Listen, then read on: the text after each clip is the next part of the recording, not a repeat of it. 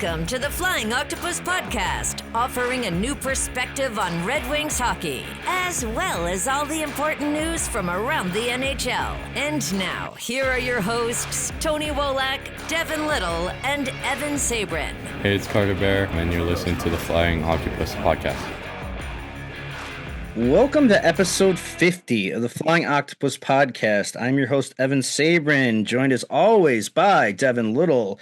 Tony is on vacation this week, but not before he did a fun little interview with me yesterday, and we hope you're going to enjoy that later this episode. Devin, 50 episodes. It's kind of crazy. What was your over-under when we first started to do this? Approximately 99. So we still got a while to go there, bud. 99? All right. You are very optimistic, but no, it's a good big milestone for us here, and I'm pretty happy about it. I think things have gone pretty crazy after our first season doing this, and we're going to continue doing it on for the 2025-26 season. And yeah, thanks for listening. Thanks for watching. Devin, I'm really excited for our guest today. We had a lot of fun with this one. Even got to talk a little Led Zeppelin. He was drafted in the 5th round of the 1995 NHL draft out of Owen Sound by the Colorado Avalanche. The Farmington Hills native spent 12 seasons stopping pucks for the Blues, Coyotes, Capitals, and Penguins, retiring in 2012. He now works as an on-air analyst for Monumental Sports Network and the Washington Capitals. I hope you enjoy our interview with Brent Johnson. Again, Brent, thanks for joining us today. I really appreciate you doing this. I know you're taking some time out of your day as you're gearing up for the 2025-26 season, so thanks for joining us. Evan, it's a pleasure, dude. A friend from the past. Haven't seen you in a long time, but I'm happy to be here and I'm happy to help. And Anthony, it's a pleasure meeting you. Brent, you grew up in Farmington Hills, coming from a pretty impressive family hockey tree. Your father, Bob, played between the pipes at Michigan State University in the late 60s before moving on to a pro career in the NHL with St. Louis and Washington. Your grandfather, who Red Wings fans know and love, is the late, great Sid Abel, the driving force behind one of the most iconic lines in NHL history. I'm curious, growing up in Southeast Michigan, what was it like having those kind of mentors in your life as you developed as a young player? Well, I mean, growing up, I didn't really realize, especially at a very young age, how important my grandfather was towards, just Detroit Red Wing hockey in general. The earliest memories I have are going and accompanying him to the rink down in the old Joe Louis Arena. And I was, I don't know, 5, 6 years old and still just kind of a little bit starry-eyed, not really knowing and understanding why he was so important. And that was really before I was getting involved in hockey myself. So, once hockey started taking the forefront and, going, to practice every day and whatnot, and then my dad having played as well, at a high level, him helping me through those times, learning, growing, and, just trying to become a better hockey player. It wasn't until probably, 9, 10, 11 when I started being like, wow, all right, now I understand why I'm going down to the rinks. Now I understand why my grandfather is so loved and beloved throughout the city and throughout Detroit Red Wings hockey, is that, he's got his jersey up in the building, and that's a pretty big thing. Even though I probably didn't understand what it was, but just that, those little things, everyone being so absolutely supportive of, how often I get on the ice. My grandfather taking me to his little card meetings where he's playing with some ex-NHLers and them giving me advice, getting to learn the lingo from the old timers was really cool as well. And then as I got older, Evan, then hockey started becoming really, really important to me. And that's when I was kind of taking it all in. 14, 15 years old, and I was absorbing all this. I'd get on the ice with the old timers, my dad included. my grandfather had already been done with the game for a long time, but he was still doing his announcing and radio work with Bruce Martin, another Detroit Red Wing great. And so that's the importance right there, is how much it kind of seeped into me. And I just enjoyed it. I can still smell the building, the Little Caesars pizza from Joe Louis Arena. If anyone's been there, it just had that aura around it. And it's one of those moments where you're like, man, really miss it. I miss my grandfather a ton. But I was so thankful he was there along the way, along with my immediate family, my mom, my dad, and my sisters. Everyone was very, very, accommodating to all of the stresses, minor hockey kind of has on a family. Was it always going to be goalie for you growing up with your father? Or did you ever skate out? Did you ever want to be a forward, or always goalie? It's funny. It's, my first couple of years, I was a defenseman, playing just right there in Livonia.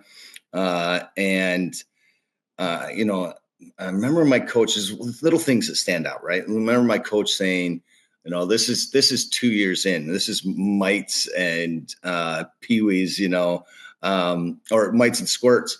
And he's like, man, you are the best one-handed defenseman that we've ever had here. And we were the Livonia Flyers. And I was like, oh my God, that's big. I think he's been a coach here for a while. So it was, a couple of years of, trying out goaltender, but mainly I was playing out. I was playing defense. And then once I hit a certain age, and my dad could help a lot more than just, he could step out on the ice with me, if you know what I mean. And then I kind of grew from there. I started liking the position. It has, as we all know, it has its ups and downs. It's a very roller coaster like position. But if you have that in you and you're okay with, defeat every now and again, and you're okay with, letting a lot of goals in on certain occasions, then I think the position is right for you if you can kind of clear your mind and jump right out there the next time. So, yeah, I mean, I would say about 10, 11, 12 is when I kind of took, goaltending to a new level. Is that the age that you realized that, hey, this pro career thing could probably work out? No, not at all. Well, it's funny because we can go into like coaching, how different coaching is right now. And I won't be too long on this, but, we talk about how important it is for goaltenders to learn how to skate, right? To say they should be the best on their edges is not an under exaggeration. They should be on their edges. They don't have to be the fastest skaters. Most of us probably aren't even close, but they have to be the best on their edges. So the importance of, I think that's my dad's kind of influence, that the importance of learning your edges first. I mean, Christ, when I first started, I would use the boards to stop, right? And, or else you're putting a hole in the arena. But, like just fun things like that. And so once I learned that, started taking goaltender to, like I said, another level, playing a ton of games. Then I was just like, man, I really like this. I really enjoy this. And to answer your question, no, it wasn't for a very long time that I was like, oh my God, this might actually, get me into the pros or, let me advance this career. I didn't know that, Evan, in all truthfulness, until I signed my first contract. It was just like, whoa, really? They really want to sign me? And I was like, all right, let's go with it and see where it can go. And you started out at Farmington High, Yeah, they're down there in Southeast Michigan, and you were drafted out of Owen Sound by Colorado in the 5th round of the 1995 NHL draft before being traded to St. Louis in '97. So you did get to spend a little time with Patrick Waugh during training camps and preseason. Did he have any advice for a young and up and coming goalie like yourself, like just getting his first taste of pro hockey? No, I wouldn't say he had advice, but it was so unbelievable to watch him. I was just some pipsqueak kid in there at training camp. My first training camp with Colorado was with Jocelyn Thibault and Stefan Fissé. And those guys were awesome. They were great with me. They kind of took me under their wing as we were on the ice, not much off the ice, but on the ice, helpful pointers. And they were both youngsters as well. But then that second year, them acquiring Patrick Waugh from Montreal, I was like, I cannot believe I get to step on the ice with this guy. I mean, talk about, surreal moments when you see him in the dressing room. It's funny. It's like you have this big feeling or opinion on what he's going to be like, this bigger than life kind of aura around him.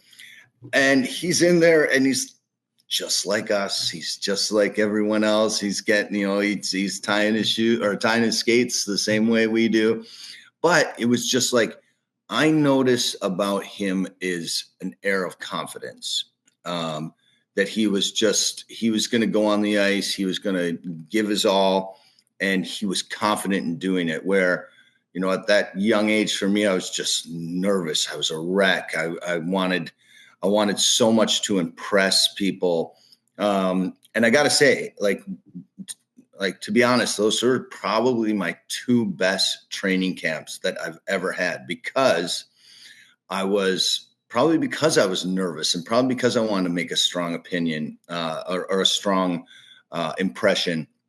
And I went out there and had great training camps. And I think that kind of allowed Colorado to say we got something, and maybe, some trade bait early on. So that's what I became. And I knew I was going to be too. I knew I was going to be trade bait, because the year I was drafted, Marc Denis as well was drafted. I was drafted in the 5th round. He was drafted 26th overall in the 1st.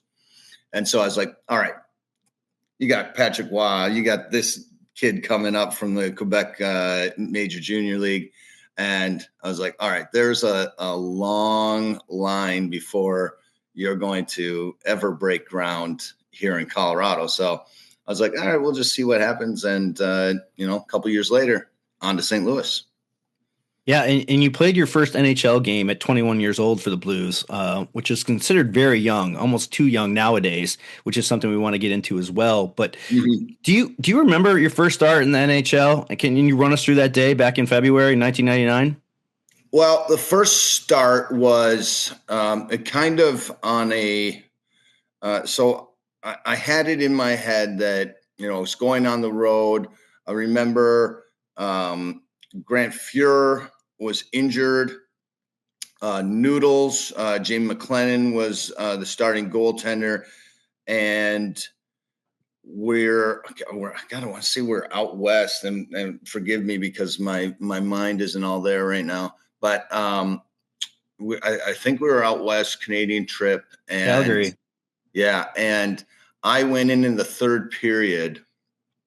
I think in Vancouver. Oh yeah. I was talking about your first start. Yeah. Yeah. No, I'm getting there. Sorry, I'm taking you around. I'm taking you in a roundabout way. And so I get in there in the 3rd period because Noodles had injured his knee. So there's my thought that, okay, if he's still injured in 2 days, I'm going to be playing against Calgary and starting. But I went out there in Vancouver, stopped 10 for 10, and I can remember Alexander McGillney for Vancouver making an unbelievable save, glove hand save on him. And so I was like, oh, I got this. Let's go. I mean, McGillney, like talk about, some of the some of the best Russian hockey players ever. He is one of them, and put him on that list. And so it was off to Calgary. I was nervous. Yes, I was nervous, but I was anxious. I couldn't wait to get in there. I don't really remember how the day went. I can just remember that we get a big win. I remember it was important to get a win. I remember my coach telling me how important it was. Listen, we just need to give the guys a chance to win, all that, just right. And imagine yourself making the saves, Brent. I remember Jimmy Roberts saying that to me, the assistant coach, and imagine yourself making the saves. But also there's an added pressure to that too, because, we can't.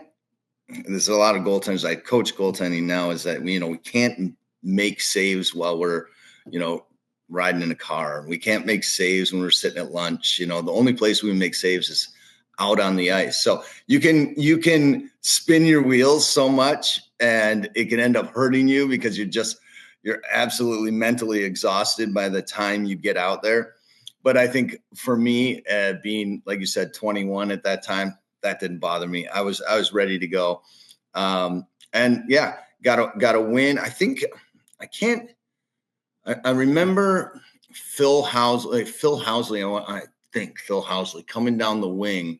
And this is I'm just completely aging, right? Myself, Phil Housley coming down the wing, and the old school goaltending, right? I think I went out to like old Patrick Waugh style. I think I went out inside the circle, and he comes down with a bomb, and I made this unbelievable glove save. And I probably only had about 15 feet between me and him because I got so damn close to him. And I made this unbelievable glove save, and we went on to win that game. And I think I won a couple more games out there on the road. I think I was like 3-2 to start my career. But then funny, just going into, I think it just shows how quickly it can go awry. I remember I think we were playing Toronto, and they scored 3 on me in the first 18 minutes. And I remember it was like Sullivan scored on me, breakaway. Another guy made me look like an idiot. And it was just like that. After that, I got pulled in that first period. And then it was like you're seeing the coach on the plane ride home. See the coach back down to the minors kid. And then you kind of wake up. You're like, oh, all right. Now I know what I got to do to get here, but it's really hard to stay here. So you got to figure that out. And staying with the St. Louis, you played 5 seasons there under Coach Joe Quenneville, who has a bit of a reputation as a hard ass. But you also had veterans like Al McInnes and Chris Pronger. What was that time like for you as a young player? And what kind of guys on that team kind of took you under their wing? I mean, loaded with savvy veterans. Oh my God, we had so many. You named 2 in Al and Chris, but I mean, going in my 5 years there, I mean, I'm name dropping big time, but Scott Mellenby, Doug Waite, Keith Tkachuk, Scotty Young, Pierre Turgeon, Brett Hall was, early on in my career before he, I believe, went to Dallas. Yeah. Yep. I mean, all these guys. I can remember Brett Hall just being there in warm up. This is like, before I'd ever started a game, and he took a shot, and my glove kind of snapped back, and he goes, "I damn near broke your hand, didn't I, Johnny?" And I was like, "Yeah, maybe." So those guys were the same thing. Like I said about Patrick Waugh, it was like these guys were they from the outside, you were just like, oh my God, I can't believe I'm sharing the ice with Al McInnes. I mean, this guy's legendary, a cup in Calgary, and that bomb from the point. And then Chris Pronger. I mean, want to talk about a goalie's best friend?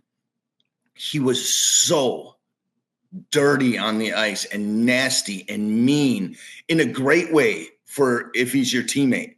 I mean, he was just the epitome. That's why he was, kind of feared around the league, from going inside into the crease. But those guys, they taught me a ton about hockey. Al McInnes was big when things weren't going well, and want to talk to a guy, talk to him, because even though he's this Hall of Fame hockey player, he's been through ups and downs in his career and whatnot. So they were very welcoming. Everyone was great. And I say every single one of my goaltending partners there in St. Louis, whether it be Roman Turek early, he was large. They call him large. He was awesome. He was great. And the guy could drink beer like none other and still go out there, on a, just play and just be in front of the puck. He was unbelievable. I would say he was drinking on game days. No, he was not. He was not. But he was such a good first partner for me. And then Freddie Brathwaite thereafter, him and I got along so well. We became close friends. And then Chris Osgood, another guy that ended up being, that guy that, wow, Chris Osgood, Cups in Detroit. And he comes to St. Louis, and, I thought it was on a mentoring thing, but it was on my way out of there in St. Louis. So I couldn't say more about my goaltending partners. They were fantastic. And from there on out in my career, I had the most amazing goaltending partners. Very, very thankful. Brent, you played 12 seasons in the NHL, and you won close to 150 games with a career 2.6 goals against average. I'd say that's a pretty stellar time in the show. You played with and against some of the greatest players this game's ever seen. When you look back at your career, what are you most proud of? Well, I think it's a tough question. I get this question asked to me in reverse by Pittsburgh players. Like, is the highlight of your career when you knocked out DiPietro? I was going to get to that later, man. You ruined it. I know. I would say, well, I'm most thankful that it afforded me a life that I am living off of right now with my wife and kids. I got to meet some of the greatest people, and hockey players. There's not too many bad ones. There really isn't. Everyone's a great dude in their own way. Everyone's everyone's got their jocularity is different or whatever, and you spend some time with them to understand it. But growing up all the way to my last NHL game, my last year, to be honest with you, it goes by like that. We were talking about it before we got on, how quickly we're now 48 years old. And I'm thankful that I got that amount of time. If I could do it all over again, I'd probably do it the same way with minor tweaks here and there. Minor tweaks, meaning I might stay out of the bar a little bit more. And that's it. It's just the way the game has changed so much is that, back then, we could go to the bar and that was the NHL, and we could hang out and have fun and like I said, get to know your teammates a little bit more. And now it's just 365 and you're under a microscope. And it's tougher. So I'm kind of thankful that I never played in this era for that respect, because we did definitely have way more fun than these kids do now. Guaranteed way more fun than these kids have now. So I'm thankful for all of it. I really am. Yeah. And like I said, minor tweaks that I could change is that little things throughout. It's like I wanted to realize how important staying in the NHL was at an early age. I never really put in my time in the, in the weight room. It was, I'm here on my talent. Maybe my talent will keep me here, but that only lasts so long. So things like that. And then, keeping that up throughout your career, really hard to do, but I'm glad that I was able to get those 12 years, 15 years pro. My 3 years in the minors were fantastic as well. It's funny that you mentioned the social media aspect and what players have to deal with today, because I talked to Ryan late last night and we were both talking about how great it was that they didn't have cell phones or cell phone cameras when we were in college at Michigan State. Yeah. It's true. It's so tough. I mean, I just think of the kids nowadays, my 2 girls, and what they have to deal with in the cell phone and being a parent and wanting to know how much leniency you have towards those. But yeah, it's a digital age and it's really, really crazy. It allows us to have these nice conversations though. And things like that. But it's really tough for a kid growing up in these times, truthfully. Yeah, I wanted to move out a little bit onto the news that we heard this week, where the Red Wings announced last Tuesday that they were going to finally retire number 91's number up in the rafters at LCA. You spent a little time, but you spent 2 years playing with Sergei in Washington. Yeah. What was your reaction when you first heard that news? Long overdue? 100%. I don't think that. See, it's tough. Sergei Fedorov is not the outgoing. He was on the ice, but he wasn't this outgoing, like look at me type guy. And so him being more of a humble hockey player, I think that it sometimes goes the opposite way. Sometimes they like those flashy, guys that are flashy off the ice as well. He wasn't that. He was so humble. He was so down to earth. Him being here in Washington, I learned a ton from him, just how he carried himself. And those are still early days for me as well playing. So how he carried himself, how much that he would listen to guys in the dressing room, but his presence alone on the late 90s, Detroit Red Wings teams was just phenomenal. I saw something. I actually shared it with our friend Ryan the other day. I saw his it was some game in the playoffs. You guys probably know this better than me. First time ever that a Detroit Red Wing had scored 5 goals in a game. I think he had every single goal, and that's, I want to say, there was a few Russians, Larionov might've been with him and another, but just the way they were passing the puck around, it looked like they were at a weekend shinny game, playing down the street on a pond. That's how much fun those guys were having. So I think it's been a long time coming. I'm so thrilled that he's going to be hanging up there next to my grandfather, next to my favorite hockey player of my favorite Detroit Red Wing, Steve Yzerman. So important. It's funny. You do kind of get the sense of time being a flat circle. Sometimes I have this vivid memory of Sergei Fedorov with the Capitals, where he's streaking down the right wing, pulls up and rips a shot over Henrik Lundqvist's glove. Yes. Ovechkin tackle him. Like, he did this for the Red Wings so long ago. And right. One who grew up a Red Wings fan, but surrounded by a bunch of Capitals fans. Right.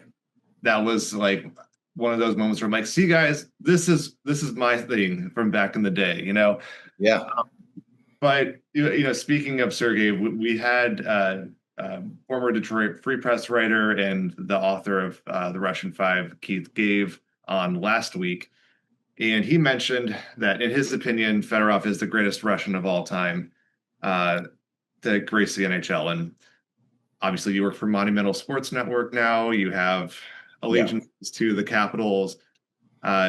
Just want to throw out that comment and see if if you had any feedback based on watching Alex the Great over the last few years. Yeah, so we got to remember how much the game has changed in those 25, 30 years since Sergei was flying down the wing with the Detroit Red Wings. And I just think that this kind of metamorphosis of the league and how much better guys have got. He was running circles around guys back in the 90s, and he made it look easy.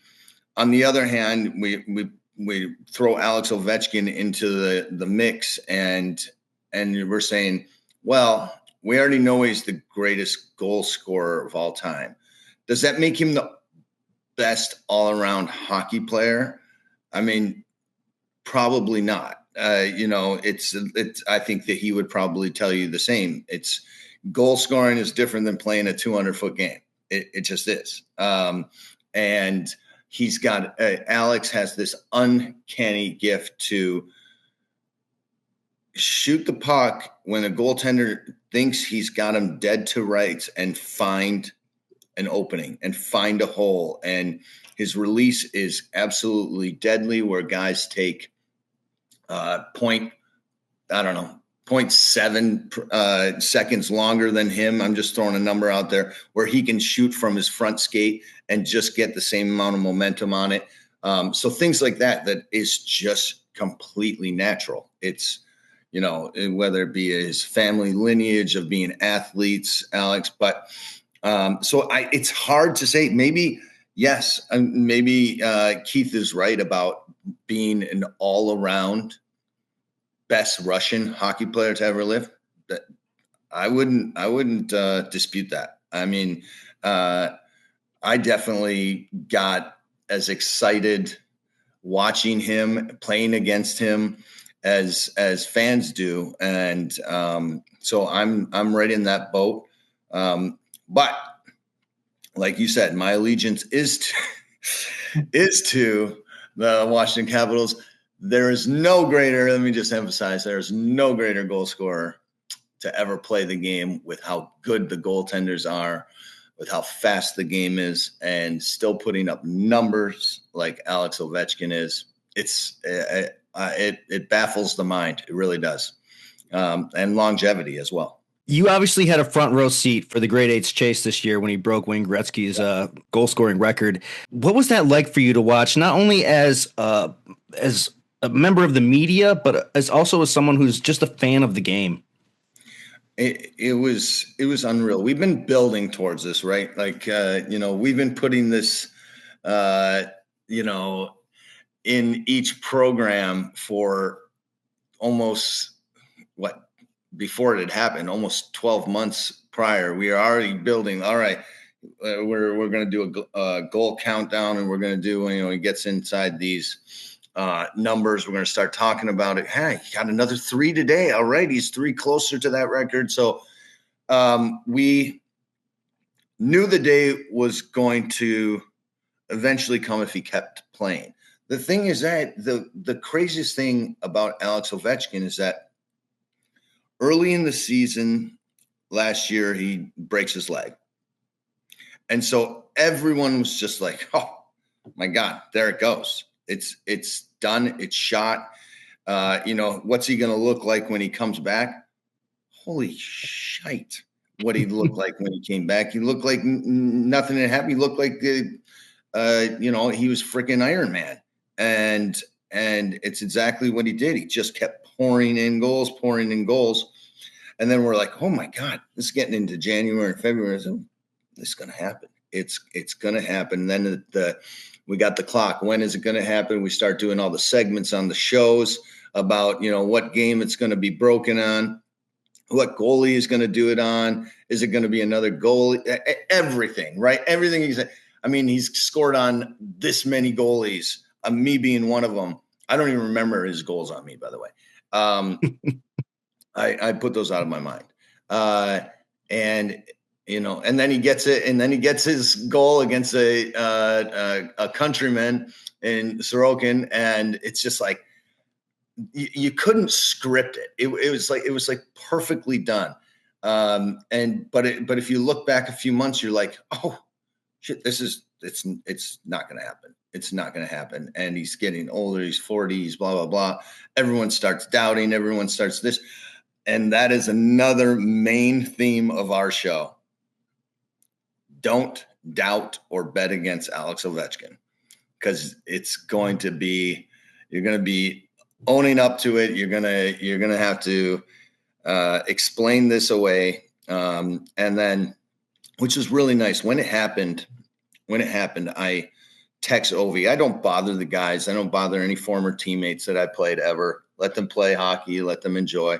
But I text him, and I hadn't seen him since that we had our 50th anniversary for the Washington Capitals last year at the start of the season. And so I hadn't seen him since that weekend where we had all these festivities around training camp. And I call him, or I text him, and I was like, dude, I just want to say you're absolutely amazing. I don't know what verbatim I put on that text, but well done. He's like, text back, Johnny, come to bar, bring wife. And so I was like, all right, it's like they're getting home from Long Island, and I'm talking to my wife here. We're sitting on the couch. I was like, we're in our PJs. Looks like we're going out. Looks like we're going out. And so actually, no, she was in her PJs, and I was like, you're going out. I came home from the game, from the broadcast. And so it was just awesome. Like with anything, it's like seeing an old friend. Time goes by in between, but you just pick it up like that. You know what I mean? A few beers later, I'm kissing him on his cheek. It's just old times, and it was a lot of fun. I'll never forget the day. So he made a lot of Washingtonians, a lot of people in the Northern Virginia and Maryland area so happy that day. But they've been around him since the start. They really have. So I'm going to borrow from one of Evan's famous sayings, and I'm going to shift gears a little bit here. I think we could 2 or 3 of those every podcast. All right. My line. As the resident goalie of the podcast, I do want to talk shop a little bit. Mm-hmm. We obviously, as a Red Wings podcast, the Red Wings acquired John Gibson this offseason, so we'll get to him in a little bit. But starting with goaltending as a whole, from the time you entered the league to today, the position's evolved. It's changed so much, just from the positioning, how you approach the shot, the edge work, everything. Yes. Tell me, like, I see it evolving in a positive way, but have there been any trends in the last, I don't know, few years where you're thinking, I don't know if that's the right thing. I don't know if I would be doing that if I was still playing. To each their own, though. Yeah, the RVH trend. It's constantly talked about. You can go into the finals of last year's NHL playoffs, or last season's NHL playoffs. They're constantly talking about it on every telecast. It's like bad goals from angles, bad goals from here and there. And it is, I mean, if you think about it, Tony, we went from this. All right. I get out of the league in 2012 and had never heard of a thing called RVH ever. All right.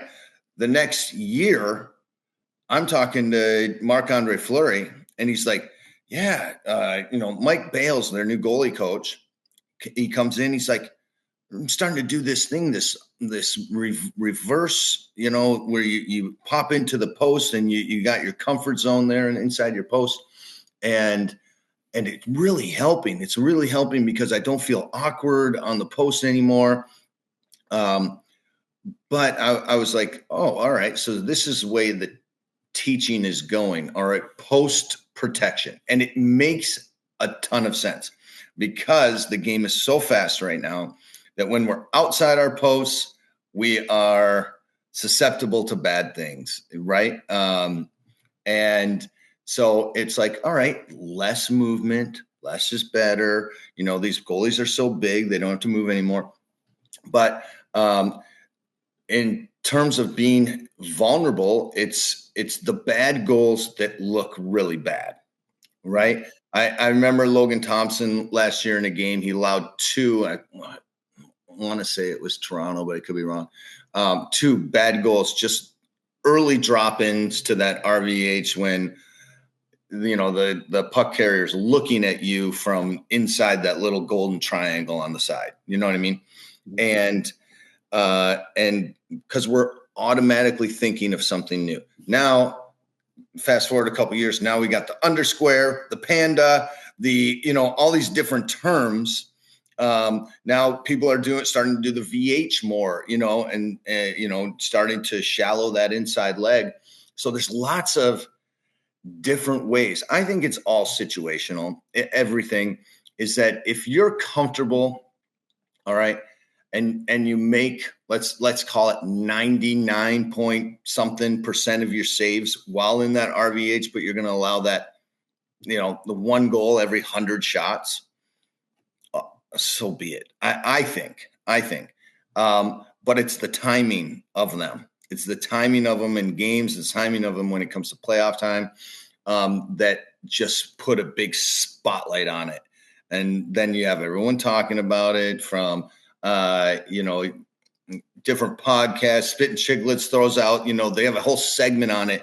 They talk about it on everything. So, look at that terrible goal. It's like, dude, this job is not easy. Relax, and it's one goal, and everyone's, everyone can screw up every now and again and whatnot. But I just think from a coaching aspect, and I haven't seen any real differences over the last couple seasons, but I'm sure that'll change. I'm sure that, things will come out.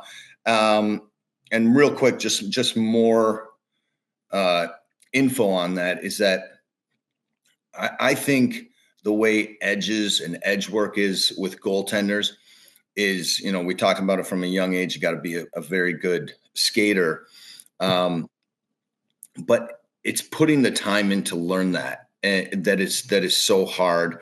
Everything right now, Tony, is done from your knees, and it really is. Back in the day, if you were on the ice so much, they would tell you to stand. What are you doing? Stand up. What are you doing? Why are you like that? Or the stick coming off the ice, right? There's another thing that's kind of relatively new. It's like you're tracking high now across the zone. And when you track high, your stick's off the ice, and then you kind of settle into that save mode right before the release. And that's also changing now. That's also like, oh, wait, now it's taking them a split second to get down into that crouch before the shot is coming. So there's little things, and there's little things going on. Like I said, I coach all this. I don't have all the right answers for it. I think so much is situational. So much is how you just kind of compute it in your head as well as the plays happening. And then going into my favorite goaltender of all time is, Marc-Andre Fleury, who I played with in Pittsburgh. Is that he's like, I was talking to him the last time we had dinner, and he was just like, it's just so fast. It's not even close to when he started. That he's like, these guys are absolutely flying. The releases are that much quicker. And you just kind of, you got to be able to get your mind and at a rapid pace, figure out danger.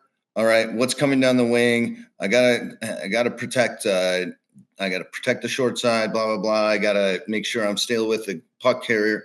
But it's not the outside game, which it used to be. That's how I started. And hey, if it goes to the point, they're going to get a shot on net. that doesn't happen anymore. It's like moving along the blue line and finding seams, and then you're dealing with about 12 legs in front of you or crossing screens. So the game has changed, like you said, for the better. It's faster, and everyone is definitely more committed than when I played, which is pretty cool.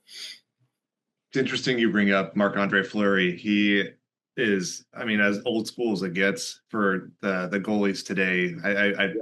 I'm pretty sure he stacked the pads a couple of times last year, and how often that's happening. But moving on to some younger goalies, you have Charlie Lindgren, you have Logan Thompson in DC now. Both of them catch right-handed. Yeah. And last time I checked, only 5 goalies in the league did that last year. So I'm curious, do you see that as a competitive advantage where like skaters are, coming down the ice about to shoot on them and they see a goalie that's not exactly used to, what they're used to shooting at? Yeah. Okay. So talk about, we've talked about this many times. We weren't sure if there had ever been a solidified tandem that both caught with their right hand, silly siders, as we call them. And, I think, yes, from a standpoint of the shooter, I think that they can definitely learn a lot from shooting on that. But I've talked to, Scotty Murray, the goalie coach here, and he's like, yeah, every now and again, though, at the end of practice, we'll bring in, a normal goaltender, with, catches with his left hand. And, just so they can see that, so they can, get their mind wrap around it before they go out and play. So I don't know. I think the goalies that catch with their right have a huge advantage. I don't know, and I can't pinpoint what it is, but I think they have a huge advantage because everyone's just so used to shooting the opposite way. On a normal goaltender, right, you have all these lefties, you have that lefty cheat code if you're a player that, you go in between your stick and that right foot and you kind of pull them off and all you got to do is hit that spot. And, you've seen Austin Matthews do it all the time. You can quick release that puck. Sidney Crosby, lefty, all these guys that they can quick release that puck. It's almost a guaranteed goal. Anthony Mantha, I saw it. You cannot get down quick enough when you're expecting them to cross in front of you and go to their backhand or whatever it is. And so there's so many different things, but I think with the way the game is now that there's, shootouts so often, is that's the advantage. That's that extra point advantage. I think, those guys coming up, lifting their head when they get the puck and they're like, oh, where the hell am I going to go with this? I think it's a huge for them. I would love it if they had, if I'm going to tell Charlie this next time I see it, if he can learn to play the opposite way. Sometimes just screw with guys, see if he can throw gloves on the opposite hand and just, go out there for a half a period and then put them back on the other way and just mess with guys' heads. But they have 2 really good goaltenders here, 2 very, very different goaltenders here in Washington. One that is very, technical in Logan Thompson. He's very deep. And then another guy who's just kind of all over the place, uses explosiveness across the crease in Charlie Lindgren and isn't as big. So that's why he has to be. And so they got a really good thing going here. I like the future of goaltending here in Washington. Yeah, with both of them signed long-term as well. I exactly. would be in the same boat there. Yes. Do want to transition to the Red Wings now with them acquiring John Gibson. He's been in the league for a little while. I know there's injury concerns in the past, but based on your viewings over the last couple of years, what do you think as a former NHL goalie? Does he still have the how old is he now? He is 32 years old. I mean, I'm sure he's right in that crux of his career that I'm sure he's got many games left. I'm sure he's got many games left. I like it for Detroit. One of the things with Gibson is that he's played a lot. I mean, there's been injuries, but he's also had seasons where he's played a shit ton of games. And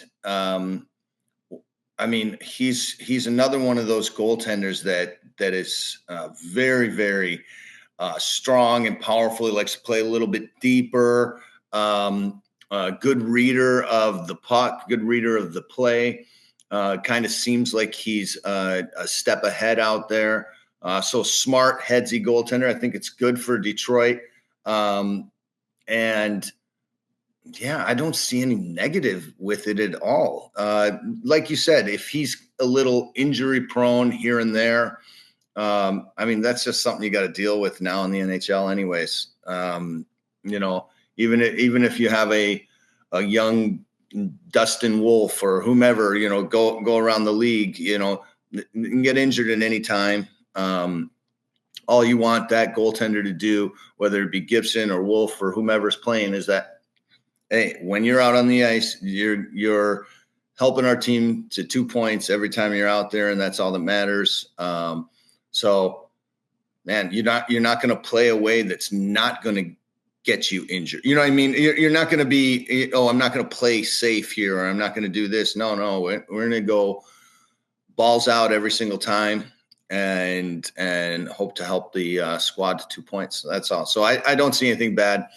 Who is back? Because I mean, I'm thinking about Detroit, and sorry, I'm not in season mode right now, but I'm thinking Detroit's got, like, didn't they have like 7 goaltenders on their roster at one point last year? It was like goalie like train.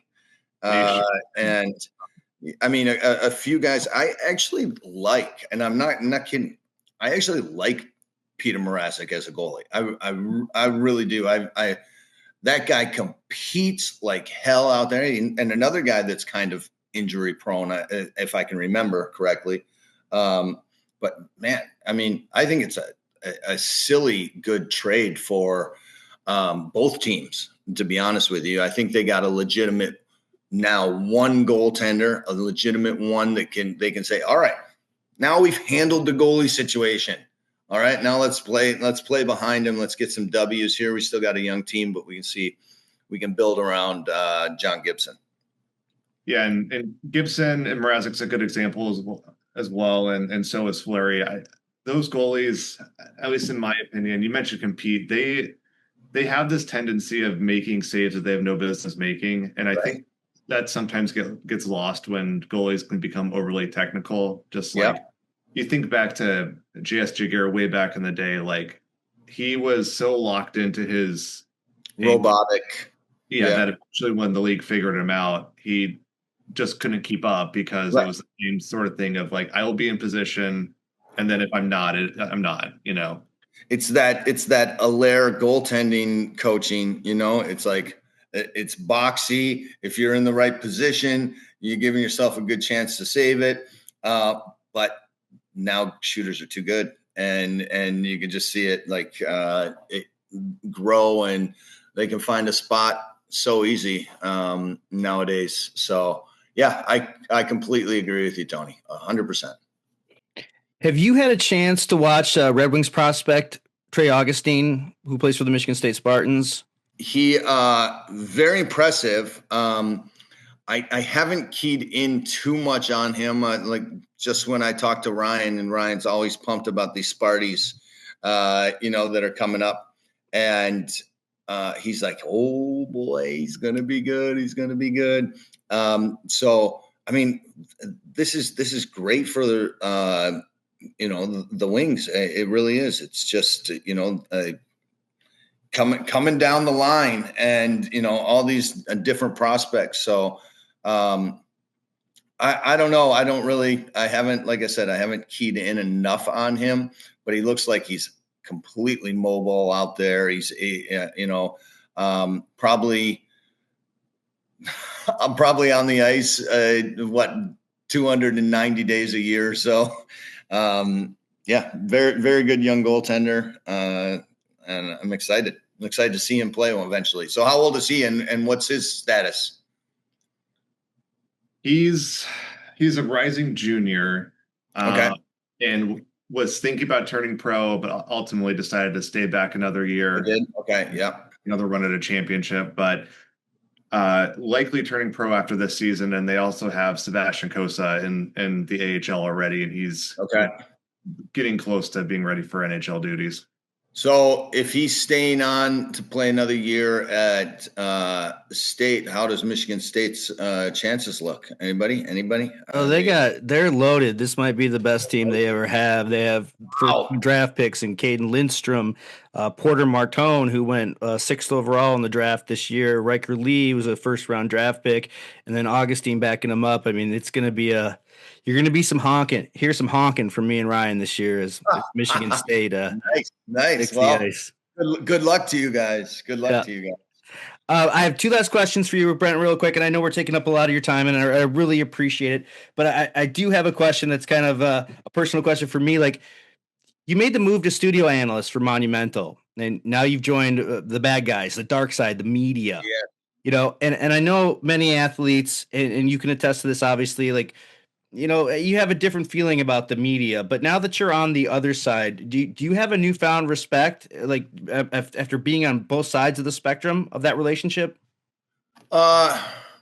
Yes. Well, of course I never realized how hard it is. Like, right. It's hard to, when you're playing, you know, to kind of think about, oh, well, these guys are just doing their jobs too. And you're just like annoyed. Like, why do you keep asking me silly questions? Well, you know, that's all I can think about as being an analyst anymore is like, what type of questions am I going to ask? And like, you know, we can be status quo and safe but that's not exciting. And so you want to learn more about the player. You want to learn more about the dressing room and the little intricate details that happen in there. So I'll tell you this, Evan, I was probably more nervous the first time doing analyst work than I was for my first NHL game. Wow. And I think that's just because, you know, you're stepping into something that you never thought you'd do. I never thought I'd do it. And this was something that I tried on a whim. And now it's been 13 years now that I've been doing it. And I just tried on a whim. And I was just like, you know, I called a guy I know here, and this is back in Comcast days. And I was just like, you know what? I was thinking, you know, maybe if there's a possibility, I'm in Pittsburgh right now, but I can drive home and, you know, come do a couple shows, and maybe we can talk more about goaltending. Goaltending is becoming so important in today's game, blah, blah, blah. Maybe we do a segment on it. And that's where I was hoping that it would stay.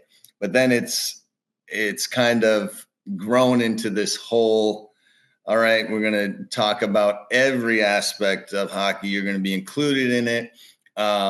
And so I have to keep up with it. I have to, you know, especially Washington Capitals hockey, and you have to know the details that are happening in the dressing room and the little things. And you can't be shouting silly things like, you know, injuries or whatnot when you're on there, or do some oopsies like, whoops, so no one knows about that. Damn, that's not good. You know, so things like that. And it's definitely harder than I ever expected. So I give all the people that work for the dark side props, because it ain't easy. I always knew you had the personality for it, man, and you're great at what you do. And I do get the chance to watch you here and there. No, I appreciate it. Thank you, buddy. Last question, man. And I've always known that you were a huge Led Zeppelin fan. Yes. And I know that was part of your helmet art when you played in the NHL. Do you still have any helmets? Do you still save those helmets? And what kind of inspired that theme and for the artist to draw that up? I've gotten rid of a couple helmets. I still have the majority. My dad has a bunch of my old ones. But I think what did it was a little bit of identity, right? I've always been in love with music, and from every type of music, except for country, really. But I like a little bit, and that's for my wife. So I. Like growing up, Led Zeppelin was huge. Obviously, it's not our genre growing up. Like we weren't classic rock people. We were in the grunge, your Nirvanas, your Pearl Jams, that was our 90s growing up. And so I can remember just going on trips, whether it be when I was 16 and playing in midgets, and going on trips and listening to Stairway to Heaven or something like that. And I'd be like, I maybe heard this song, but I'm not really familiar. But what a poignant moment that was, driving with a buddy, going up to freaking Niagara Falls or whatever. And then I just fell in love with it. My sister, who's older than me, she liked Led Zeppelin. My dad and mom went and saw Led Zeppelin down in Joe Louis back in the day. So it was like, all right, we started listening to it, and it became this kind of thing with what we, call our group. And it became this thing. It's Zeppelin. We're going to party. We're going to drink. We're going to listen to Zeppelin, throw in a little bit of Smashing Pumpkins and stuff, but we're going to be Zeppelin. And that was it. And so I thought that could be a fun little detail, always have the 4 signs of the 4 players on my masks. I had a Stairway to Heaven helmet when I was with Pittsburgh.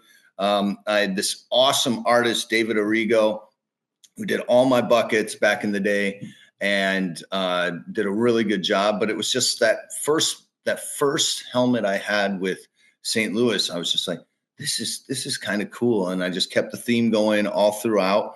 And then it got even bigger when I was in Pittsburgh because our equipment manager was a huge, huge Zeppelin fan. And so he started like giving ideas of what you could kind of do with it. And then we'd send that to the artist and he'd take care of it. So yeah, it's one of those things, Evan, where it's just like, man, it's in my blood and I love it. I love playing it. I love listening to it. I love everything. I'm not good at playing it, but it's so important. And I've always been that guy. It's like, all right, boys, sit down. I'm playing the tunes today. I'm playing the tunes, and they're going to be freaking unbelievable. So just relax. And I got everything under control. Anyways, Led Zeppelin it was. Oh, man, I'd love to hear Johnny's locker room jams. I'm sure they were epic during your play days. Every dressing room, I was in charge of the music in every single dressing room up until my last day in the NHL in Pittsburgh. Everyone. Billy Guerin took over control one month, and everyone started freaking out. Yeah, you can only hear Bruce Springsteen so much before you go out there. It doesn't really pump you up. That's an epic story. But I do love the boss. Trust me. That makes sense. Goalies are artistic creatures between the helmets, the pad design, music. I love you, Tony. That's it. Exactly. We are. Well, we're creatures. That's for sure. Brent, I can't thank you enough for your time, man. This means a lot. And let's not wait 25 years to do it again, brother. Yeah, no kidding. Well, hey, whenever you get back or when we can make a date and I'll hang out with the old Michigan State crew. Let's do it. Oh yeah, I'm gonna come home soon. We're probably gonna come home in January for the Fedorov game, and I know I'm gonna meet up with Ryan and hopefully Nick and John and Wes and Chad and all those awesome guys who are all boaters now. I heard they're snobby boaters. Yeah, they are boaters. Yeah. Yeah. But thanks again, Brent. I really appreciate it, and good luck this season. Catch Brent on Monumental Sports Network for everything and all things Caps, and we'll see you soon, Brent. All right, thank you, boys. Take care. Yeah, great chat with Brent there. A lot of interesting things going on there in his world, and great friend. He used to come up to Michigan State, and all the boys would get really excited because we knew Brent was taking us out for a fun night at Harper's.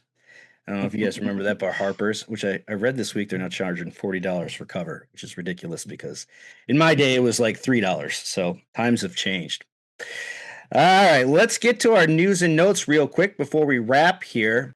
NHL came out with their national television schedule this week. Red Wings have 17 nationally televised games. That seems like a lot for a team that has missed the playoffs in the last 9 years. Devin, do you think that's kind of more due to the fan base that this team has and the fact that it's a centennial season? Oh yeah, absolutely. I mean, centennial celebrations, and even just when you kind of expand to Detroit sports outside of the Red Wings, you always see viewership spike when a Detroit team is involved. You've seen that with the Lions recently. You saw that with the Tigers when they were on their playoff run last year. So, say what you will about Detroit as a city, but as a market, their fans show up, and I think that's reflected by how many games the Red Wings are playing nationally this season. Well, the Red Wings are a media treasure, and I always felt, even growing up, that the Red Wings were kind of like the Dallas Cowboys of the NFL. I mean, I know so many Red Wings fans that have never been to the state of Michigan, and when you go to games, especially out here in Los Angeles or Anaheim, or I've been to games in Phoenix, and it's more Red Wings fans than the home team, and it's a great brand, and 100 I years of that great brand. Absolutely. It's one of the most recognizable brands in the sport. And I would even I'll even take it a step further and kind of say that this to me, like if you got the tinfoil on and you think that the NHL is out to get the Red Wings, this tells you right here, no, they want the Red Wings to do well, because they want to make money off of them because their fans show up. So I dare say if the NHL had it their way, the Red Wings would be where the Panthers are right now, honestly, too. Also today, the Red Wings came out and announced new jersey numbers for all their new free agents. James Van Riemsdyk is taking number 21, formerly Thomas Tatar's number. Mason Appleton wearing 22. That number to me will always be Dino Ciccarelli. That's just who I am. JBD, Bernard Docker is going to take Darren McCarty's 25. That feels weird to me. John Gibson, newly acquired goaltender in that trade with Peter Mrazek, is taking number 36. And Travis Hamonic, it's a number I'm just never not a fan of. 52. It's just bad memories. It's bad memories. This lineup of numbers is like what age, what generation of Red Wings fan are you? Because what you think of when you look at these numbers will tell you. Because I definitely, you look at JVR's 21 and I'm like, that's Tatar's number. Yeah, but you see, and that perfectly describes me, because when I first see 21, my first thought is Paul Eisbart. Is that bad? Because I mean, I can go back and so all the rings, like 21, yes, Eisbart, Appleton 22, Ciccarelli, JBD 25, McCarty, Gibson 36, Hamonic, Jonathan Erickson. I mean, not a lot of people wear 52. And some 50s are not like a common number. We had 55 with Cromwell, but 52 is just. Unfortunately, 52 is very memorable for all of us. For all the wrong reasons. EA announced their ratings this week for NHL 26. What did you see on that, Devin? I just think it's interesting. As you know, before a week or so before the game drops, EA always previews how their ratings have shaken out this year. And as we know, nowadays where the ratings are always changing, roster updates happen every month and whatnot. These numbers are definitely not set in stone, but I just wanted to go over the top 5 here and kind of point out another thing that really stood out. You got Dylan Larkin at the top at 89 overall. That makes sense. Lucas Raymond follows up also at 89 overall. I thought that is interesting because if you are a franchise mode player like me, that means that Lucas Raymond's probably going to be, a 93 overall after your first year. That's kind of exciting. To me, that says EA is really liking what they see out of Lucas Raymond as well. Alex DeBrincat follows up at third with an 88 overall. Moritz Seider matches him at fourth with an 88 overall. And then Patrick Kane rounds out the top five at an 86 overall. But probably the most interesting thing about the Red Wings ratings, at least at launch, is that they have Cam Talbot ranked at 85 overall and John Gibson ranked at 84. I know we're not the only podcast very much pumping the narrative of John Gibson's coming in to be the starter and is going to make the Red Wings goaltending better. So it's a little shocking to see Talbot ranked higher than him because I know that's not a minority opinion. What do you think about that, Evan? That's honestly one of the first things I saw when I saw the rankings released the other day, or was it today? I can't even. I have no idea of time. It's a flat circle for me. But yeah, having Talbot ranked higher than Gibson. I mean, these EA. You know who used to do these EA rankings and doesn't do them anymore? Shane Malloy. Yeah, he did these for over 15 years. The rankings for EA, and he's not doing them anymore. And I bet you we might have to get him back on and get some thoughts here because having Cam Talbot ranked higher than John Gibson. I play Hut, man. I hate that game. It's such a bad addiction I have. It's almost as bad as social media is for me. My wife was really excited this year when I told her I'm out. I'm not. This is it. No more. I'm not buying 26. I'm done. And then what happened? Then EA comes out with his magical announcement that they're bringing Sergei Fedorov back. And I looked at my wife and said, sorry, it's not. It's not going to happen this year. Maybe. Well, let's get through 26 and then we can talk about 27. Okay, honey. This is Sergei's year, isn't it? Though, like, holy cow. Oh, it's great that they brought him back for it. I mean, he's been out of the game, out of the actual EA game for so long. And when you look on social media posts, Reddit, wherever, these stupid NHL things that I look at, and everybody wants him back. They want Fedorov back. They want Pavel Bure back. But yeah, getting Fedorov back I think it's going to do big things to the game. I think that there's a lot of people that are in my boat who is like, yeah, I'm done, but oh no, he's back. So I'm wondering if there's a way in the game to be part of that jersey. You can draft his jersey up to the rafters, which would be pretty sweet for me.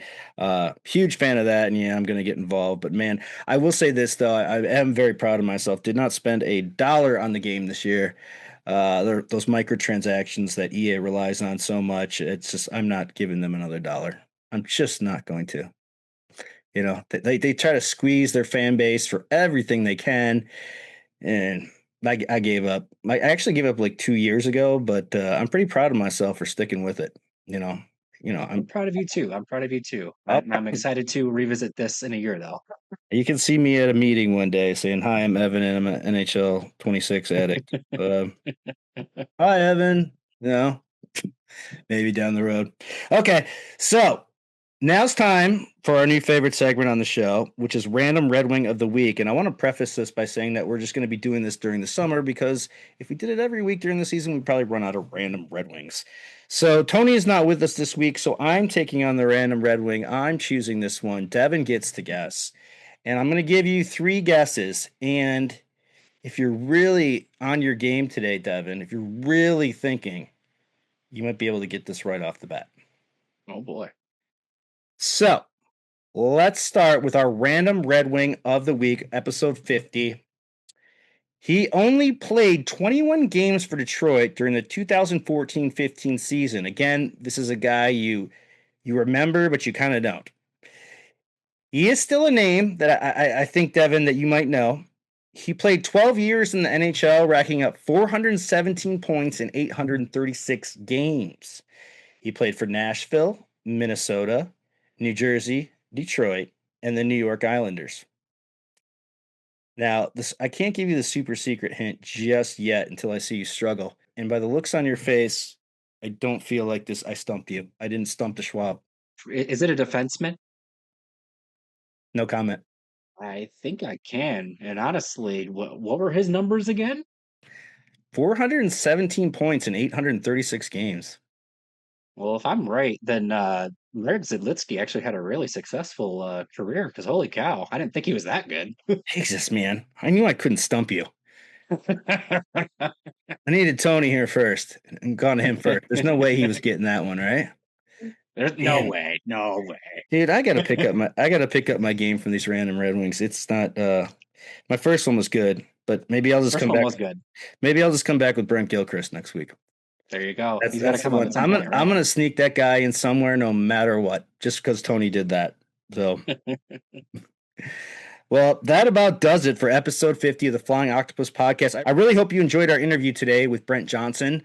It was good for me to catch up with Brent. It's been about 25 years, as I said in the interview, and he's just a trove of knowledge, a great guy, a super guy. Got to spend some fun times with him during his career with the Blues and the Capitals, and having him on today was quite the treat for our fans. So with that, we bid you adieu.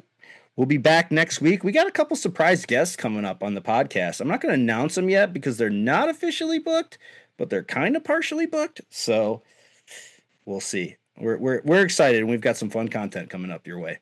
So thanks for listening to episode 50 of the Flying Octopus Podcast, and keep it classy. Thanks for listening to the Flying Octopus Podcast. Follow us on YouTube at the Flying Octopus channel and Twitter at Flying Octopod.